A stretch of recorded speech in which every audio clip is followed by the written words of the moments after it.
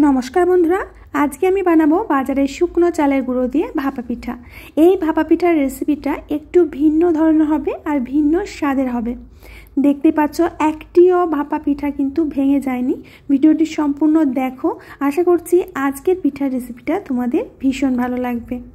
আর দেখতে পাচ্ছ পিঠাগুলো কতটা পারফেক্ট হয়েছে।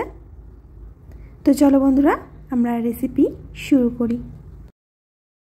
সবার প্রথমে একটা বাটির মধ্যে নিয়েছি কিছুটা খেজুর গুড়। এখন এই খেজুর গুড়ের মধ্যে আমরা দিয়ে দেব গরম জল, প্রয়োজন মতো যতটা আমার প্রয়োজন ততটা আমি জল দিয়ে দিচ্ছি। এখন খেজুর গুড়টাকে গরম জলের সাথে খুব ভালো করে মিশিয়ে নিতে হবে, মানে গুলে একদম একটা পাতলা গুড় তৈরি করে নিতে হবে। তো গুড় আমাদের একেবারেই জলের সাথে মিশে গেছে। এবার নিয়েছি আমি বাজারের কেনা শুকনো চালের গুঁড়ো। এই গুঁড়ো দিয়ে আমি পিঠাটা তৈরি করব। এর মধ্যে প্রথমে স্বাদমতো লবণটা দিয়ে হাত দিয়ে খুব ভালো করে লবণটাকে চালের গুঁড়োর সাথে মিশিয়ে নিতে হবে। বন্ধুরা প্লিজ ভিডিওটি শেষ পর্যন্ত দেখো, আশা করি আজকের রেসিপিটা তোমাদের অনেক ভালো লাগবে। এবার আমরা যে গুড়টা তৈরি করেছি, এবার এই গুড়টা অল্প অল্প করে দিয়ে দেব। গরম গরম অবস্থায় কিন্তু দিয়ে দিতে হবে। তো অল্প অল্প করে দেবে, একসাথে কিন্তু দেবে না। আমরা সবাই জানি যে ভাপা পিঠাটা তৈরি করতে চালের গুঁড়োটা এইভাবে মাখতে হয়, কিন্তু একসাথে জলটা দিতে হয় না, তাহলে কিন্তু পিঠাগুলো পারফেক্ট হবে না। তো অল্প অল্প জল দিয়ে আমি আগে পিঠার গুঁড়িটা রেডি করে নিচ্ছি। তো বন্ধুরা আজকের আমার এই ভিডিওটা দেখতে যদি নতুন কোনো বন্ধু এসে থাকো, প্লিজ আমার চ্যানেলটিকে সাবস্ক্রাইব করবে, পাশে থাকা বেল বাটনের অল অপশনে ক্লিক করবে, যাতে আমার প্রত্যেকটি ভিডিও আপলোড হওয়া মাত্র সবার প্রথমে তোমার সামনেই পৌঁছে যায়। আর ফেসবুক থেকে যদি ভিডিওটা দেখে থাকো, প্লিজ পেজটিকে ফলো করবে। তো দেখতেই পাচ্ছ আমরা চালের গুঁড়োটা রেডি করে নিয়েছি। এরকম একটা ভেজা ভেজা ভাব হবে আর এরকম একটা ঝুরঝুরে ভাব হবে। তো যেহেতু শুকনো চালের গুঁড়ো একটু ভেজা ভাবটা বেশি রাখতে হবে।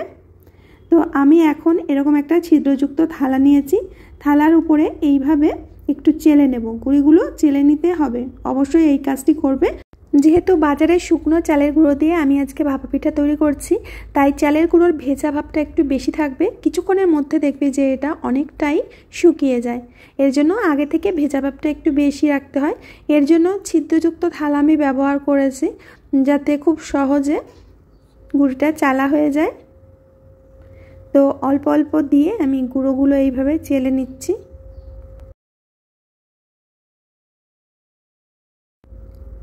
আর বন্ধুরা তোমরা দেখতে পাচ্ছ আমার গুঁড়োগুলো চেলে নেওয়া হয়ে যাচ্ছে আর কত সুন্দর করে পড়ছে।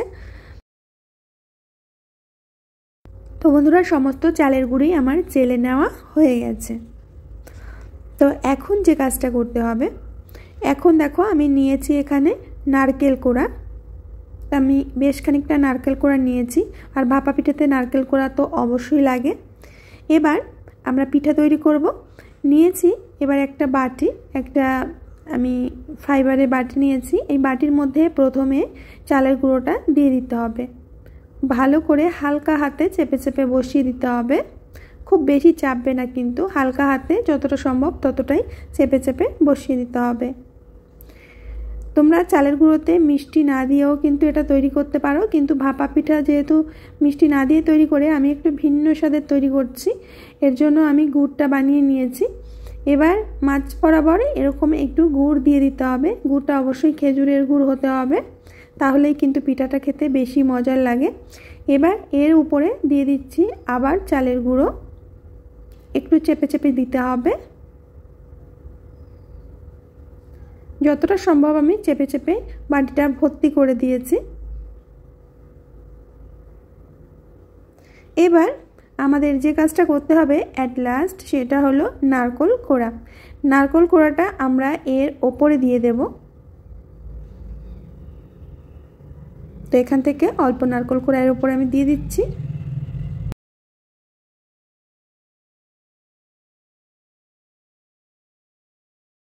এবার একটা সুতির সাদা কাপড় নিয়েছি, এটা দিয়ে বাটিটাকে এইভাবে বন্ধ করে দিতে হবে। এ দেখো একটু টাইট করে আমি বন্ধ করে দিচ্ছি। এবার আগে থেকেই আমি একটা হাঁড়িতে জল গরম হতে দিয়েছি, একটা ন্যাকড়াও বেঁধে দিয়েছি, সাদা ন্যাকড়া। তো এর উপরে আমি বাটিটাকে বসিয়ে দেব। তো আমার পিঠাটা বানাতে যেরকম সুবিধা মনে হয়েছে আমি সেরকমটাই করেছি, তোমাদের সুবিধা মতো তোমরা করে নেবে। তো এবার বাটিটাকে তুলে নিতে হবে, একটা সুতো বেঁধে গেল। এবার করতে হবে কি, পিঠাটাকে এইভাবে চারপাশ থেকে সুতির কাপড়টা এইভাবে ঢেকে দিতে হবে, খুব সহজ উপায়। এবার ঢাকনা দিয়ে ঢেকে আমরা 5 থেকে 6 মিনিট অপেক্ষা করব। গ্যাসের আঁচটা হাই ফ্লেমে রেখে 5 থেকে 6 মিনিট ধরে আমি পিঠাটাকে সিদ্ধ করে নিয়েছি। এখন খুলে দেখব যে পিঠাটা পারফেক্টলি সিদ্ধ হয়েছে কিনা। আর বন্ধুরা তোমরা দেখতেই পাচ্ছ পিঠাটা কিন্তু একদম পারফেক্টলি সিদ্ধ হয়ে গেছে। এখন নামিয়ে নেব।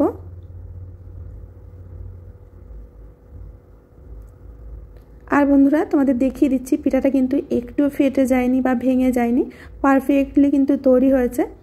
যদি তোমরা এইভাবে বাজারে শুকনো চালের গুঁড়ো দিয়ে ভাপা পিঠা তৈরি করো, তো আমি ঠিক যেভাবে দেখালাম এইভাবে তৈরি করবে, একটি পিঠাও কিন্তু ভাঙবে না, প্রত্যেকটি পিঠা পারফেক্টভাবে সিদ্ধ হবে। এ দেখো, তো একে একে প্রত্যেকটি পিঠা আমি তৈরি করে নিয়েছি। মানে এখানে আমি 3টে পিঠা একসাথে তৈরি করে নিয়েছি, বাকিগুলো আমি পরে তৈরি করে নেব। তো তোমরা দেখতেই পাচ্ছ পিঠাগুলো কতটা পারফেক্ট হয়েছে, আর খেতেও কিন্তু ভীষণ সুস্বাদু। একটি পিঠা একটু ছোট হয়েছে। তো এখন একটা পিঠা তোমাদের আমি ভেঙে দেখাবো যেটা কতটা পারফেক্টলি তৈরি হয়েছে।